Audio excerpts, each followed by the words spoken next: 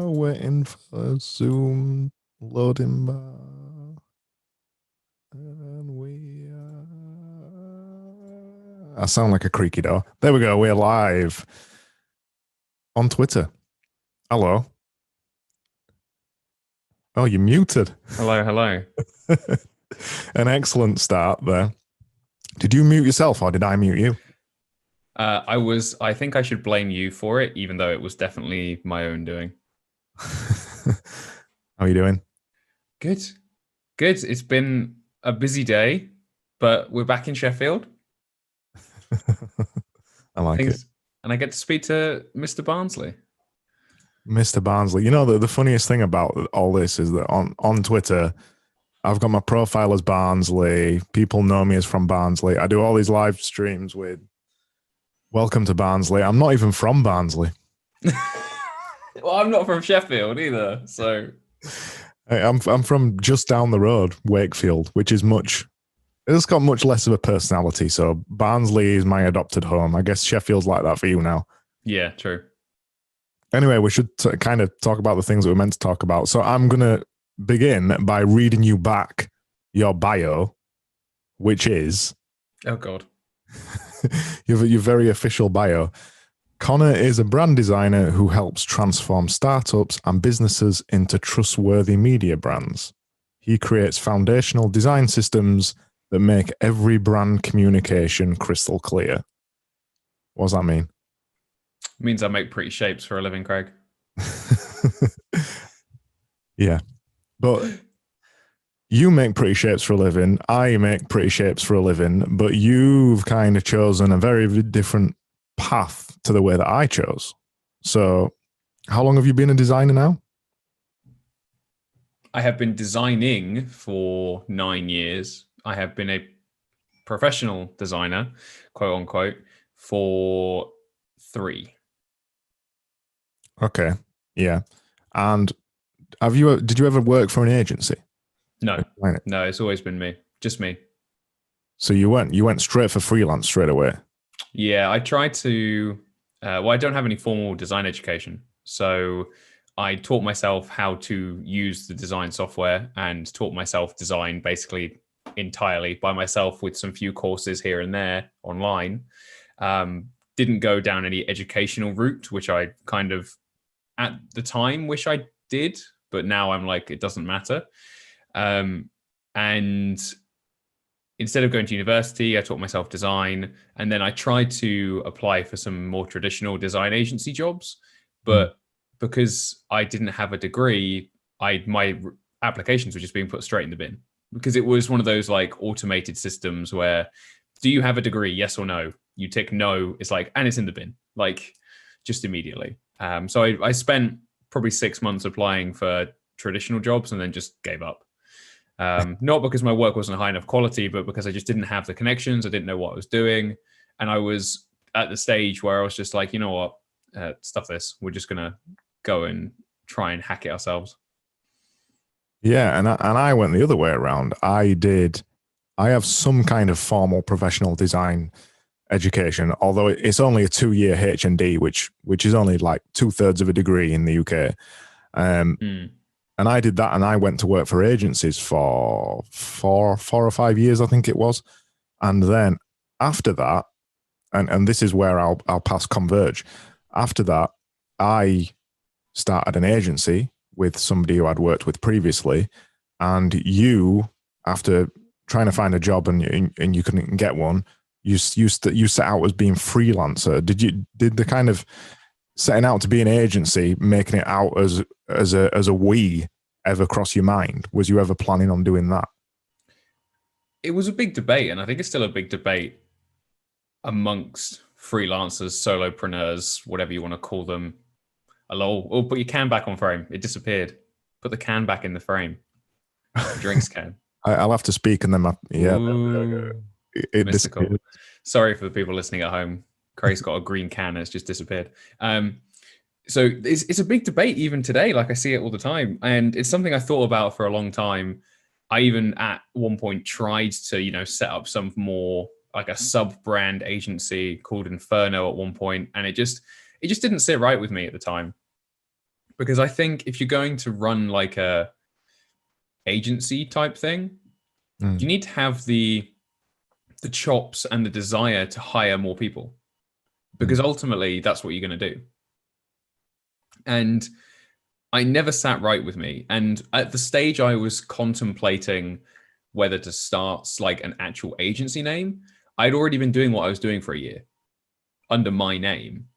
And I'd already built some traction with that. I'd already built some SEO with that. So I thought, well, you know what? We'll try it with this Inferno thing after which I did like last year, but it just doesn't work. Like it just didn't work for me at all. And I also don't have the desire to hire permanent staff. I'd rather hire from my network. So whether that's hiring other designers or developers or things like that, and I just contract them rather than trying to have some permanent bigger thing, like trying to be the Wizard of Oz almost, like hide behind the curtain. Yeah. That's primarily why I wanted to talk to you, because we've had a lot of discussions before about I'm kind of very I'm all about having an agency and me not really being part of it. And there's this mystical figure, which is the agency, and that's a fluid thing, and no one's really the forefront of it as such. And you're the other way around, which is more personal branding, which is why I want to speak to you about it, where you are Connor Fowler, your business is Connor Fowler, and everything comes out from that. And I just wondered when you started doing that from the very beginning, were you blogging and tweeting and doing all those things to try and build up Connor Fowler on the internet, or did that come later on? I wasn't thinking about it that way. I think you're putting maybe too much emphasis on the idea of it being a brand, because at the time it was just me building my account on Instagram. And because I didn't have an agency and because I didn't want to kind of, in my mind, fake having some kind of bigger thing, I just wanted to start small and just build out what I knew, which was me and my name. And I couldn't get at Connor Fowler, so I got C Fowler Design instead, just looking around at some other people's design accounts and seeing what the usernames there were. And for the first maybe year and a half, 2 years, it basically didn't even cross my mind.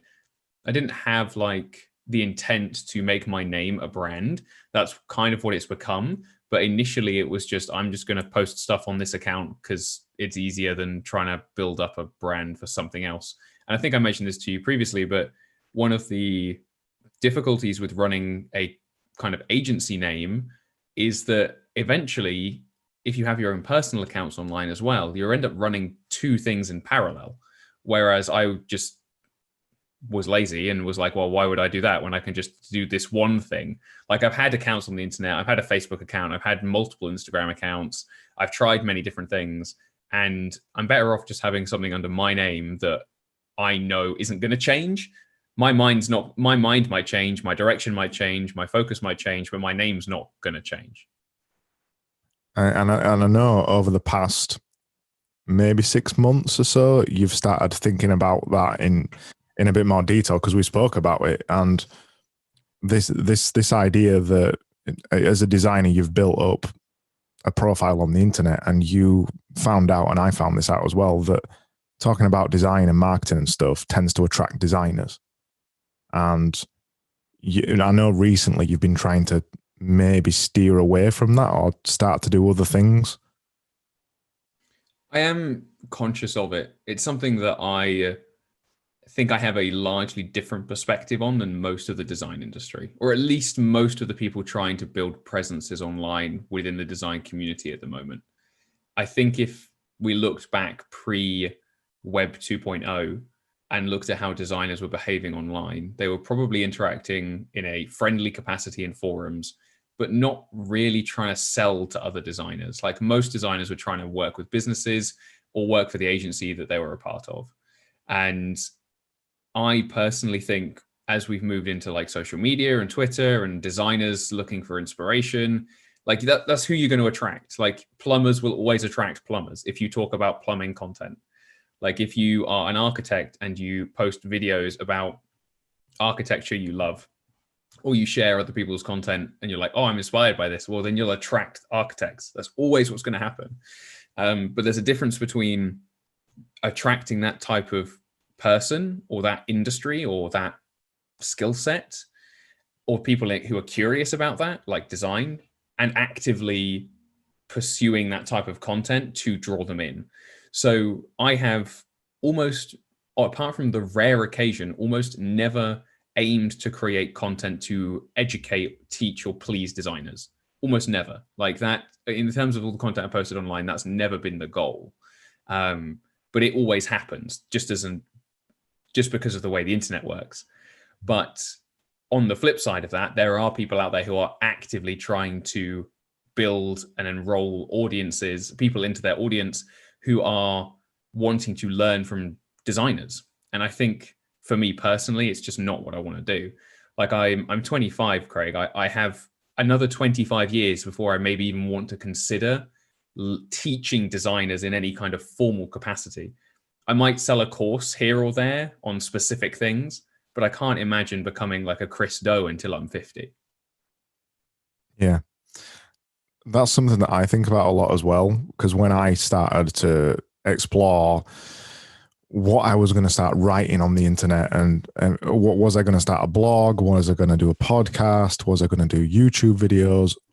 Naturally, the only thing I know is design, is graphic design and branding and marketing and things like that. So my rush to make content was to talk about that and to teach people how to do design the way that I know how to do design. I think this is an important point for anybody building a personal brand online, not just for designers, that you've got to kind of be quite intentional about what you're going to end up building, because if you are a designer and you start posting really useful design tutorials online, that isn't really going to attract clients. It's not the kind of content that clients, particularly high value clients, are looking for. And I think I see a lot of designers get stuck in this trap.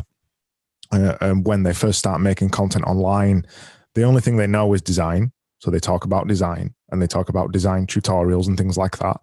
Then they end up building this potentially quite successful resource and feel a little bit trapped that they've built a design audience and they're not getting clients from it. And they might have 200,000 followers on Instagram, but they're not getting any clients from it, or the clients they're getting from it are really low value because of the kind of content they've been making. It's purely about design, and it attracts a certain kind of client. Do you think that the educational side, well, I've just while you were explaining that, to kind of run you through my thought, one of my favorite designers, one of the reasons I became a graphic designer or brand designer or whatever label you want to give me, was Aaron Draplin.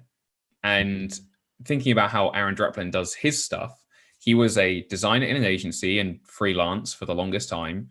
He ran and created his own merchandise and then started writing things like a book about his work or some of his process. And then he's making courses on Skillshare. But those are like third or fourth steps when the other side has already been proven. So on that point of building up a resource of education, tutorials, whatever, people are starting with the intent of educating others. Do you think that's where people get stuck? Like if you go down, well, I guess it depends on what you want to do, but if you're going down with the intention of finding clients, does educational content just stick you in the mud immediately? Like you've kind of just skipped over the necessary steps to get to being a teacher? Yeah, I think so. I think as soon as you make the educational content, it sets you up as an expert, right? But by making the educational content, when you never prove yourself, by never showing proof of work, and this is something that Draplin does a lot of, by never showing your work in the first place and just jumping straight to the educational content, you're kind of just a little bit like, well, who is this person? Why are they making content? Why should I listen to them? And then I think before you know it, you're too far in the weeds and you've become a design teacher or something like that. I think there's a danger. There's a danger when you start doing tutorials and showing people too much of how your industry works. There's a danger that you become kind of outside of the industry, that you're not seen as being an expert in the industry. You're seen as being almost a teacher of the industry, a little bit like how your you think about any university lecturer or any college lecturer or anything like that, you don't necessarily think of them as being in the industry, do you? Some of them are, some of them absolutely are, but the majority of them, when you think about it, then they're not seen as part of the industry. And I think people jump to the educational content because, to an extent, it's easy to create, isn't it? You can reverse engineer what you already know, or you process you already follow and make content out of it, and it's easy. But the downside to that is that you start to go down, like I said, you start to go down a path that may be very difficult to row yourself back from, especially if you're using your own name, especially if you're making a Twitter account that's just like my name, Craig Burgess, or your name, Connor Fowler. It can be difficult to row back from that without deleting everything that you've got on the internet and starting all over again. I think that's right. I think also that there's obviously the saying, those who can't do teach, but I don't think that's particularly fair to all the incredible teachers who are out there. But I also think that if that's the path you step down initially, from my perspective, you're not going to get the experiences of someone who is actively trying to go in the other direction. It's just like they just don't cross paths, as in my mind, as much as, say, the Draplin route does, where you start with design and then you try your own merchandise, and like then it diverges over time into education. Like that's how I see those things coming together. But then, to your point about educational content, I would say the vast majority of the content I create is educational, but the spin is not for people in my industry. Like they will get something out of, just to kind of pull up a recent tweet I've made, for example. So I've made a tweet about brand strategy, for example, and I think that is educational, but the point is to help people who are building their own brand create something from that tweet, to draw inspiration from that tweet, to find something useful from that tweet, but in a way that I could actually provide that service to them eventually. Yeah. Whereas my goal is not to make content for designers. Like, obviously, if I look through who engages with the tweets, it's probably 50-50 designers, non-designers. But the goal is, and my specific intent is not to do that. Yeah, and I think the step that a lot of people miss with the personal branding stuff, and this is a thing that I didn't realize the importance of when I first started messing around with all this stuff, is the proof of work. You have to prove that you are an expert at what you do. And there's only really one way to prove that, is by showing your work, or showing the process of your work, or something like that. If you don't want to end up making lots of educational content and going down that route, which is a perfectly valid route, I'm not shitting on it at all. I think it is a valid route, but you can go very far down one path and end up finding out that it isn't the thing that you want to do. And I think, to your point about teaching as well, I have a lot of respect for teachers, and I taught a lot. I did it in kind of a part-time capacity at a local college, and teaching's bloody hard. And the kind of teaching that you're doing in those situations, where you're teaching a room full of people how to design stuff, isn't the same kind of pop content that you're making on the internet. It is, you're not really teaching. So people do talk about color theory, and you may be teaching color theory in a classroom, but the kind of stuff that's made on YouTube and the stuff that's put out on Twitter and basically anywhere on the internet is much more jazzed up than that. And the idea behind it is much more, poppy and designed to attract people. So even when somebody is watching a YouTube video about color theory or whatever, they're probably not going to end up being your client, because it's just not the kind of thing that they're looking for. But with the brand strategy stuff, I think you're right. I think the higher level skills that you talk about, you can talk about all that kind of stuff and still teach people things, because people want to know about the higher level stuff. I think we have a tendency, particularly as designers, to talk about some of the low level stuff that after you've been doing design for a long time becomes very natural to talk about. And it also seems very simple to a designer, like color theory and like picking the right typeface and like contrast and making sure you use the right background and things like that. That's the kind of cheap pop culture type content that designers can end up making that I don't think adds value to anybody other than to maybe build a following on Twitter or build a following on whatever your chosen platform. And then you sit back when you've got 10,000 followers and you're like, oh my God, what am I going to do now? I need to make a course for designers now because it's the only audience I've got. Yeah, which is kind of the position I found myself in with Instagram, which is that the vast majority of the 33,000 followers I have on Instagram are designers. And it just wasn't, I was getting more hits for work and prospects coming through from Dribble, where I had less than 1,000 followers. So that's obviously to do with the platform, but there's also a significant audience issue there as well, where you might argue that the exposure gained from having a large audience makes all the difference, when in reality, it definitely does not. So in terms of speaking on, we're on live on Twitter, so let's talk about Twitter. So if someone who follows me retweets my account work and they have 40 followers, like the reach is nowhere near the same as someone who retweeted it with 10,000 followers. And the same goes, I think, for people who are within your own industry. If you are trying to attract people to share your work and to find clients, you're not going to do so by bringing in people from your own industry. It's like getting a retweet from someone who has 5 followers.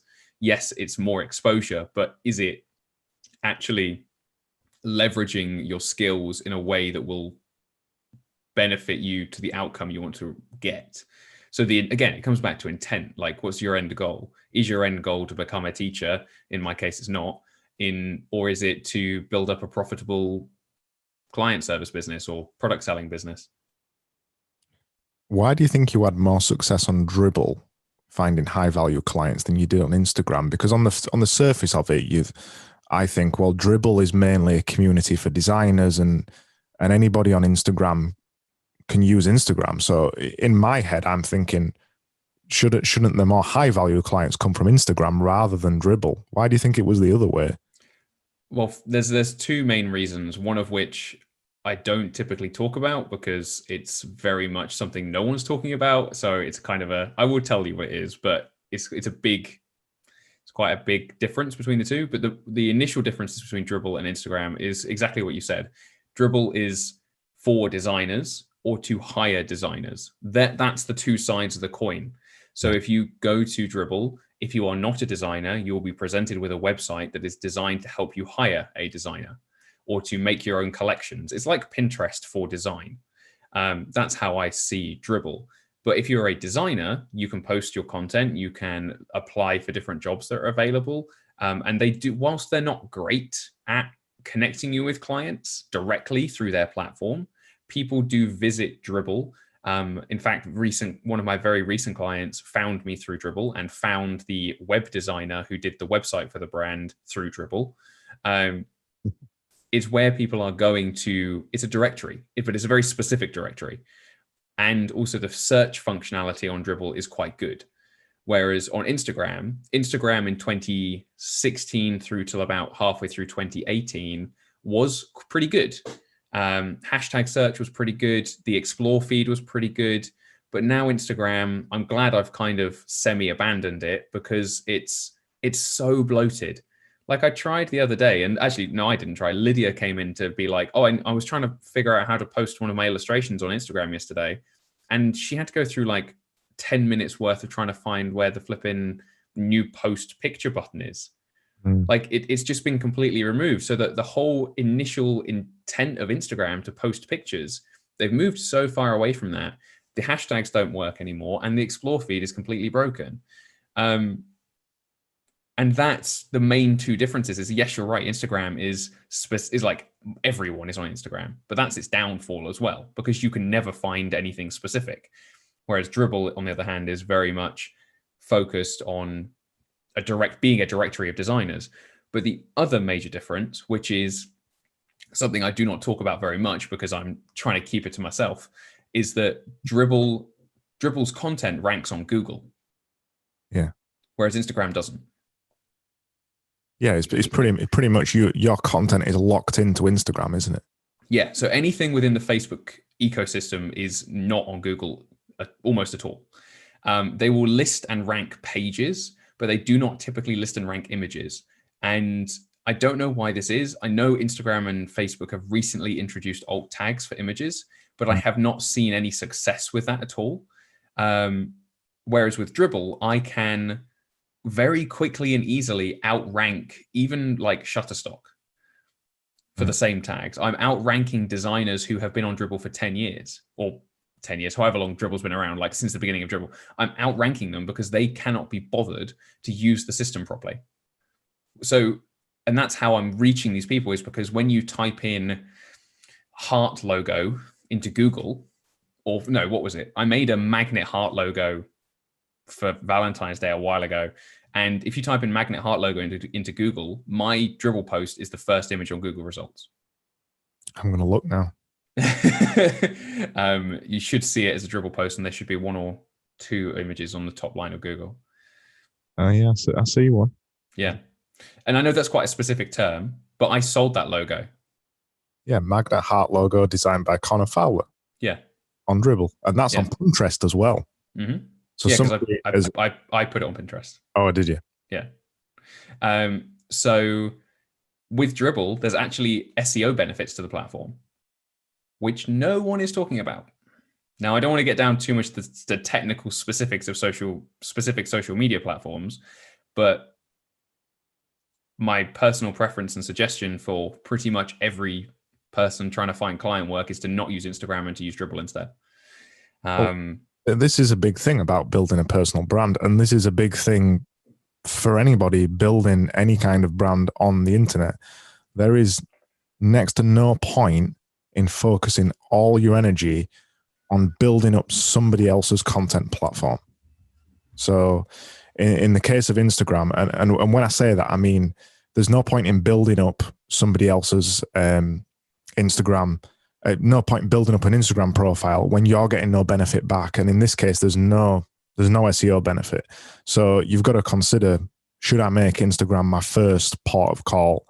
I know another designer who's doing really well on Pinterest. He puts all his stuff on Pinterest. I don't think he really uses Dribble that much, but he sees high value clients coming from Pinterest all of the time, because Pinterest is image search, in the same way as Dribble is effectively. But the advantage of Pinterest is also that it's very, very heavily indexed in Google, and the potential audience on Pinterest is huge. And the other thing as well is that the search and the discover function is really good on Pinterest. So if somebody starts searching for like heart magnet logo, they're likely going to see, if they end up seeing your logo, they're likely going to end up seeing some of your other logos as well, and some of your other content. So I think it is a really high value tip. And yeah, it's not something I'd even considered. I know you've told me before, and it's still not something I've really thought about. I can talk about the fact on Instagram of no SEO benefit. That's 100% true. And also the hashtags are absolute garbage on Instagram now. I tested posts on Instagram. I post on Instagram every day, and I tested a series of posts with hashtags and without hashtags to see if there was any benefit of them, to see if it got increased likes or see if it got more interaction. Nothing. No difference between using the hashtags or not, other than that the posts with the hashtag look spammy. That was the only difference. I've tried the same in the past, man. And it's when I joined Instagram in 2016, the hashtag logo design was banned. It's been banned since forever ago. Like, it's been banned since the app pretty much started. It must have been spammed with porn or something in the very early days of Instagram. But because it's been banned as long as I've known Jonathan Rudolph, the guy who runs Logo Inspiration. Yeah. It's been banned since he started his account. So like, the second you start talking about hashtags, my thinking is I did the same as you, where I tried posts with and without you get more engagement, I find, without hashtags on Instagram. Yeah. But then you don't reach new people. But then by putting hashtags, if you don't actually connect with people within those hashtags, then your post gets dropped in the feed and you've still got lower engagement. So it's such a fickle system that you can't index your own work in the categories it's supposed to be in, because if people don't immediately click on it, you get penalized for it. And I know I sound really negative about it, but the main takeaway from this point is I used to love using Instagram, and now it's reached the stage where it's become such a self-centered ecosystem where it just doesn't connect to the rest of the internet, that by being within that ecosystem, unless you have an absolute shitload of cash in your pocket to pay for ads, or you're really good at making Instagram, TikTok videos, you're just not going to break through. And the content doesn't last. So a dribble post, that's going to rank on Google, providing I leave that dribble post up. But my Instagram post of exactly the same picture will last for less than 24 hours. Yeah, and I'm the same, and we do sound negative about Instagram because it is a negative platform to build a brand on, to build a personal brand on. I know several people who have got accounts on Instagram with over 100,000 followers. Some of them have even got 200 and 300,000. They get next to nothing of value from it. They even struggle to send people from Instagram to purchase anything, to purchase PDFs or just purchase anything. It isn't a great platform for growing a brand on, and I don't think it's the platform that you should start with. No matter, we're talking specifically about design, but no matter what it is, I don't think you should start on Instagram. There was a time a while back, maybe 5 years ago, maybe a bit longer, and the example that sticks in my mind is, do you know who Mike Cuss is? No, I don't. He started as a designer. He used to work for a company in Bath. I've forgotten the name that he worked for. Brilliant designer, freelance designer now.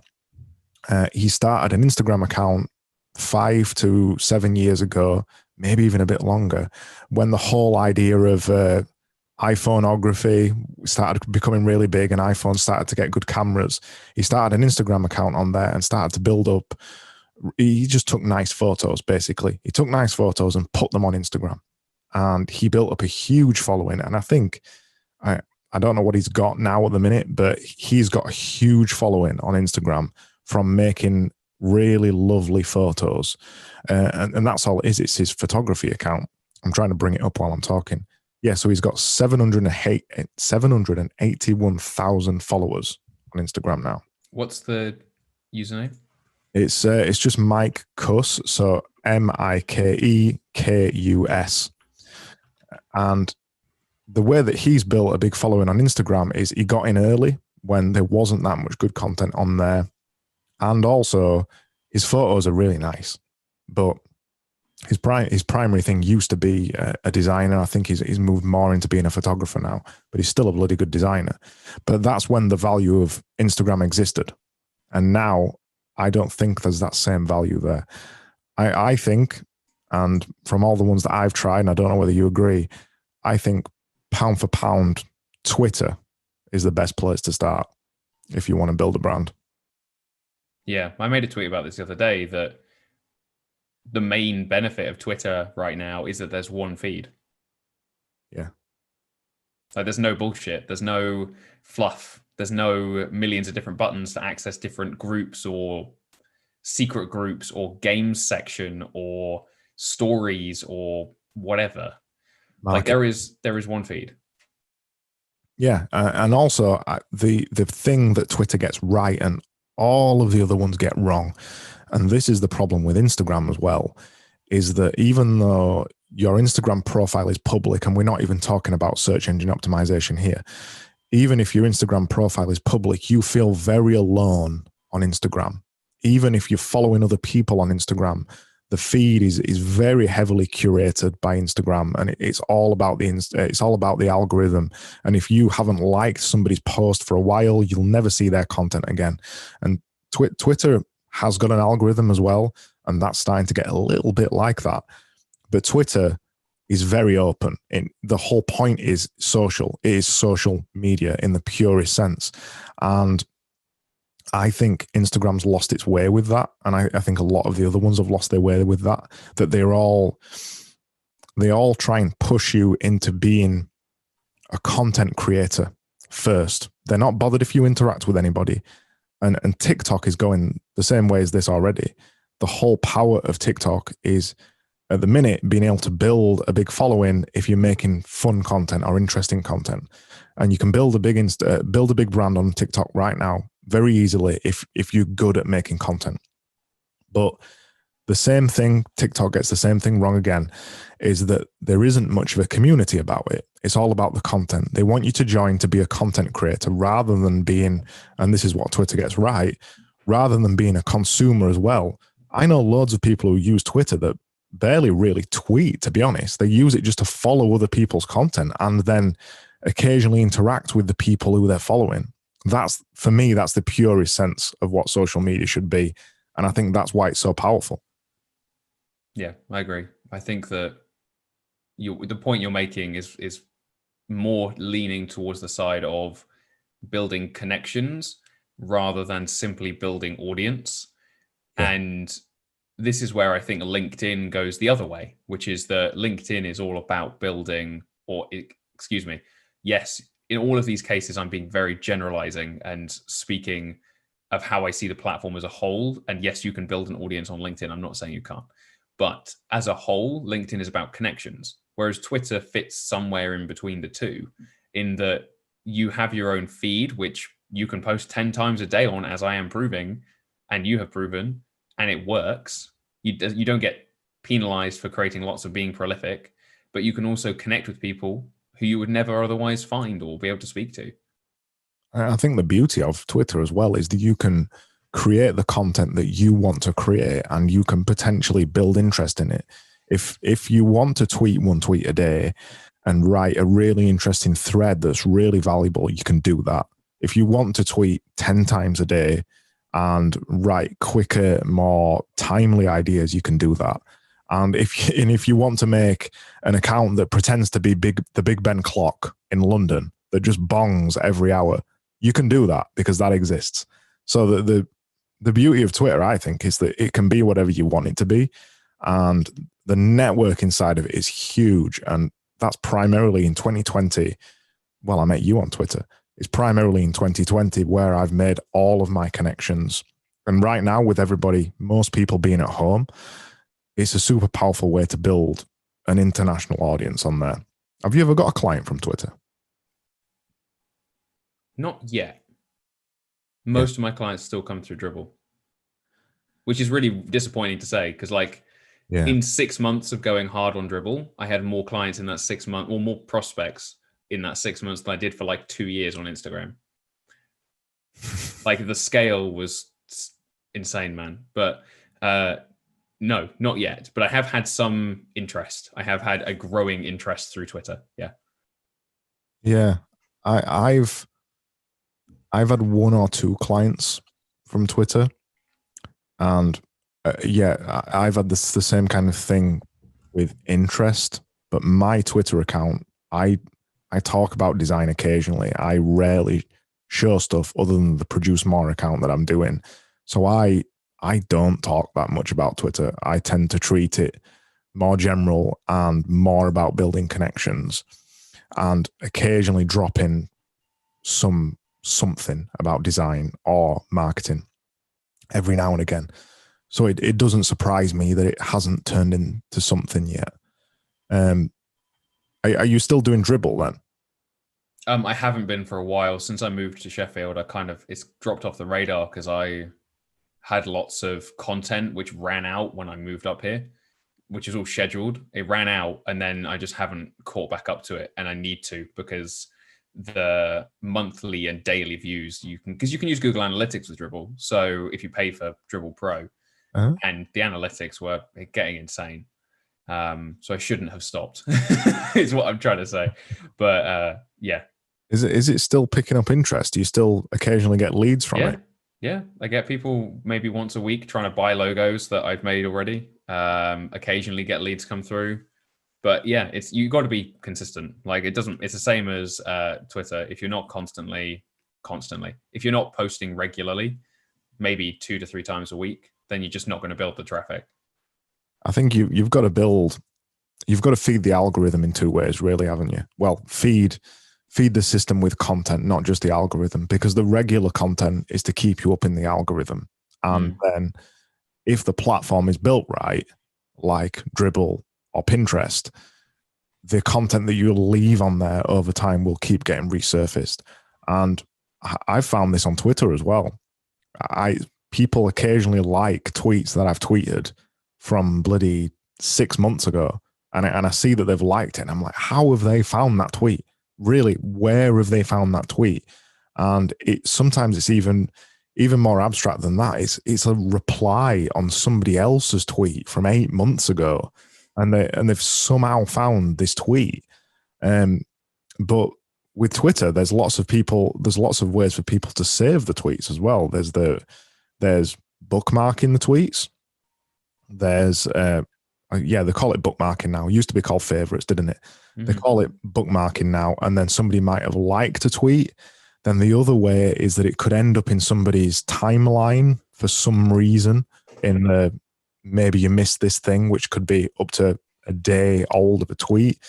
And then the other thing is that somebody might have saved it to Readwise or something like that, or somebody might have embedded it in a website. There's even bots that will tell you, like, remind me of this tweet in a week or a year. Yeah. Yeah. So with Twitter, I've not experienced, I can't speak to its effectiveness in search engines. In my experience, I haven't, I do know that some tweets, or at least your Twitter profile, gets indexed in Google. I haven't come across any tweets really getting heavily indexed. You know, one of my tweets, for example, always coming up in Google and getting lots of likes. I haven't come across any of that. But I do know on Twitter, they've also added the alt tag thing, so you can add text in for images now. And I'm presuming that is for them to start getting added into Google Images. But again, I haven't seen that yet, so I don't know. Yeah, when the guys over at Hype Fury, who maybe they're listening, maybe they're not, I asked them to make alt images on Hype Fury because alt tags on images. But also to go back to just the comment of Dribble, like I haven't posted on Dribble for quite a while, and in the last 30 days, I've had like 30 days, 50,000 people come through. 30 days, yeah. Through to your website or just on Dribble? Just on my Dribble profile. In the last month, 48,000 users, and some people came through twice. So there's 80,000 sessions in a month just from not even posting. That's just from tagging things correctly. Oh, so are you still going in and tagging stuff? No, I don't need to because I've done it properly the first time. Oh, right. So you did it the first time and it's working still now. Mm-hmm. Wow, that's insane. I mean, I'm getting 10,000 impressions a day on Twitter. So it's like, it's apples and oranges, but like it's significant. So that's without doing anything. I think what makes it significant on Dribble, though, is that it's specific.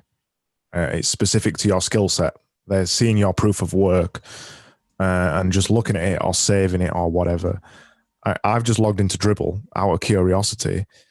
I haven't got the full analytics because I don't pay for it, but I can see I haven't posted on Dribble. I think it's about 2 years. Let me have a look when I last posted on Dribble. 2017, July 7th, 2017 was the last time I posted on Dribble. And some of the things that I posted in that year, two of the things, one of them was added to a collection on the 22nd of September this year. Mm-hmm. And the other thing was liked, one of my other posts from 2017 was liked on the 3rd of October. Yeah. This year. And I haven't posted on it for 3 years. It's insane. Yeah. I have likes turned off on my notifications for Dribble because I don't likes don't mean that much to me. What matters to me is like follows and collections. But you're right. If I go through my one, I can find a post someone 37 minutes ago added one of my posts to a collection, and the post is from 2017. Yeah, it's It's insane. I need to go back and look at Dribble, man. I haven't been sleeping on it. I'll be honest. Yeah. I've been sleeping on it because I've always had this thing that I've never had a design portfolio. Even though I'm a designer, I've never had a design portfolio. But Genius Division has always had a design portfolio. So it's given me a little bit of an out to not have to show my work. And this kind of attitude comes from the fact that one of my design idols is the Designers Republic, and the Designers Republic, you never know who did the work at Designers Republic. It's an organization. It's just like this faceless, cool organization that just make design work, and you never know who did it. So my approach has always been that any design work I do, other than the produce more stuff and other things that might be sitting around the internet, it's always owned by Genius Division, and it's not mine. So I've never had a portfolio because I've not been able to sit it with Genius Division or work it out. And this thought has been recurring in my head this year, particularly since I've been taking Twitter more seriously and getting into it a little bit more. And I've been trying to figure out where I want to publish some of my design work. So I'm going to put some of it on my website, which I'm still trying to work out, trying to figure out what I'm going to say and how it's going to look. But I've been thinking about Instagram or Dribble or Pinterest or all these kind of things. And I think I'm going to go Dribble. I think I'm going to give Dribble a try rather than Instagram. I've got an Instagram profile, but I don't use it for much other than posting cat pictures or weightlifting videos. So I think I'm going to give Dribble a try. You should, man. Like, I need to get back into doing it more. I've just neglected it because I'm lazy. Well, am I lazy? No, I'm just a magpie. I like the newest shiny thing. So for me, that's Twitter right now. But now I've kind of found my feet with Twitter. It just makes sense to make something, put it on Twitter, and then also put it on Dribble. It takes just as long. So, yeah. I think a point I want to finish on is that you've recently changed your website, haven't you? Is it connorfowler.com? I think it is. That's correct. And you've been very, obviously, you've purposefully not put any work on it, any design work. And I wanted to finish on this point about branding and about proof of work and things like that, and just ask you why you made those decisions. Because usually people's design portfolios, it's just pictures and no words. It's the opposite way around. So why did you go down that route for that? I've had a big gripe with traditional portfolios for a long time. And the issue I have with traditional portfolios where, let me give you an example. It's just like company name, designer name, and then just tiles of case studies, or in some cases, not even case studies, just galleries of images with no context or very little context. The gripe I have with them is that the case studies are only relevant to people within that industry. So unless you do like 100 construction companies, the likelihood of the case study actually being more than a pretty picture to a prospect looking at your website is very small. And if you want to solve interesting problems for interesting people, you need to show them more than a pretty picture.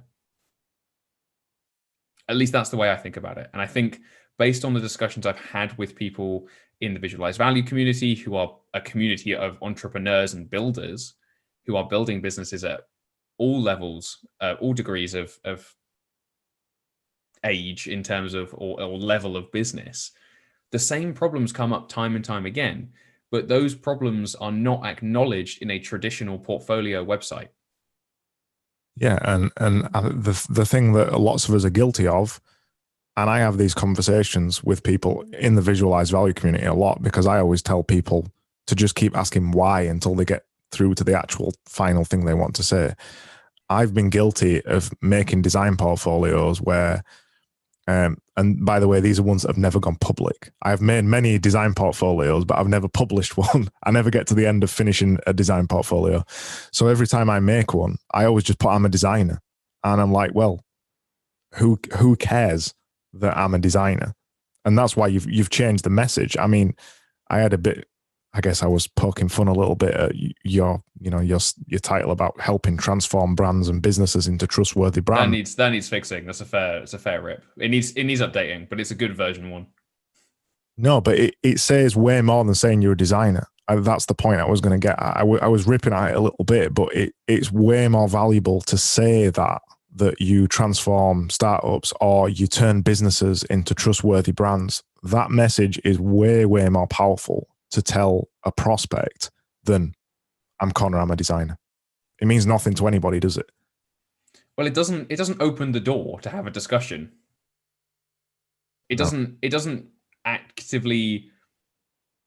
It's not like you're going to the doctor's office and the doctor just sits there and says, "Hi, I'm a doctor."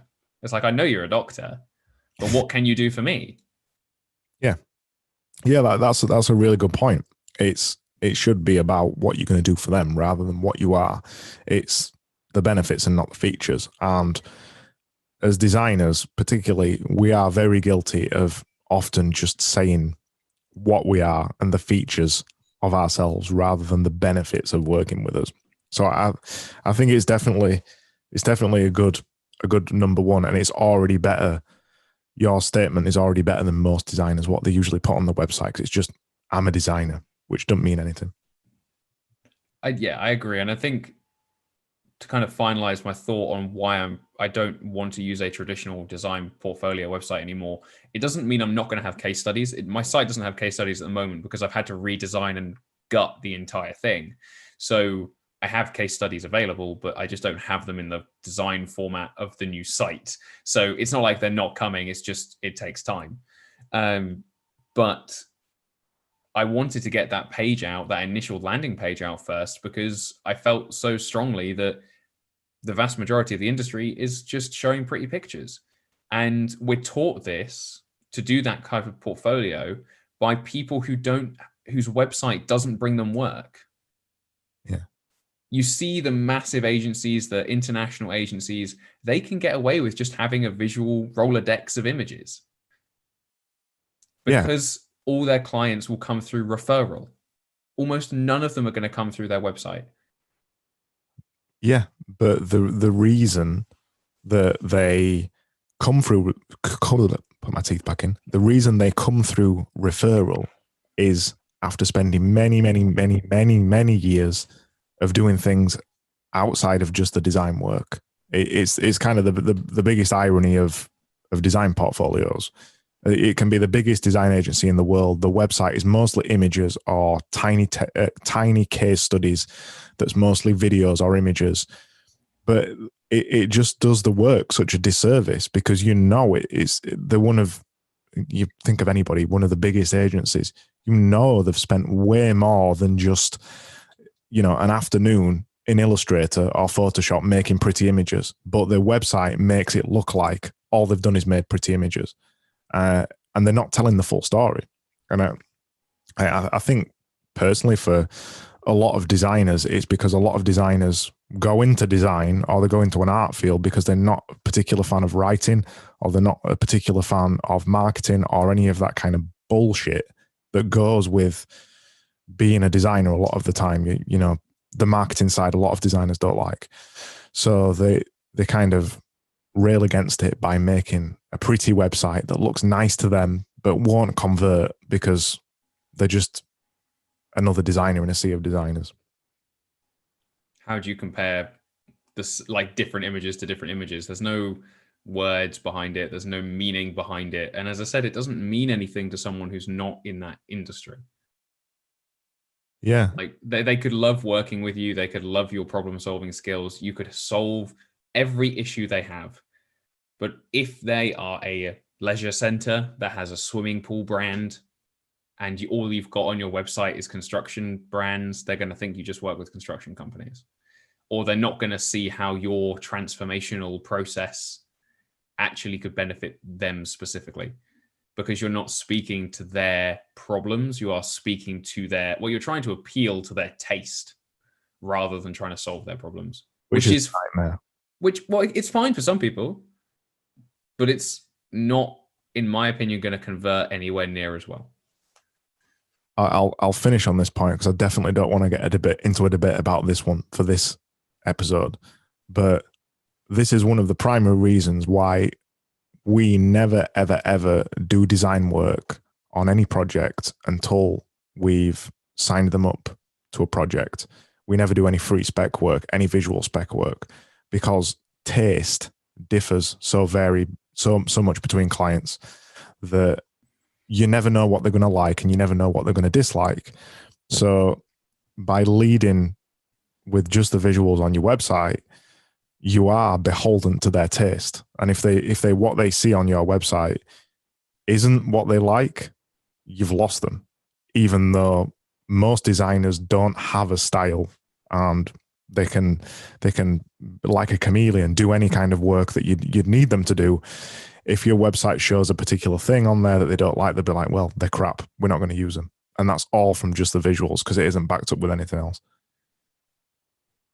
Yeah, I agree. I don't think that was going to be a debate. I agree. I'm going to leave it there because I think we might get on an impassioned. Well, I will. I'll get on an impassioned rant. Do you want to finish on saying anything before we go? Yeah, well, thank you for inviting me to have this conversation, Craig. I know you live about literally 25-minute drive away from me, so we could have done this in person, but thank you, Lockdown, for keeping us safely locked in our homes. It's been an absolute pleasure, man. Thank you for being local. Yeah, we'll definitely do it in person at some point because I've got a kick-ass podcast studio in my house that isn't getting used right now, other than me sat at one end of it. Anyway, yeah, let's chat again soon. Cheers, man. Cheers, Craig.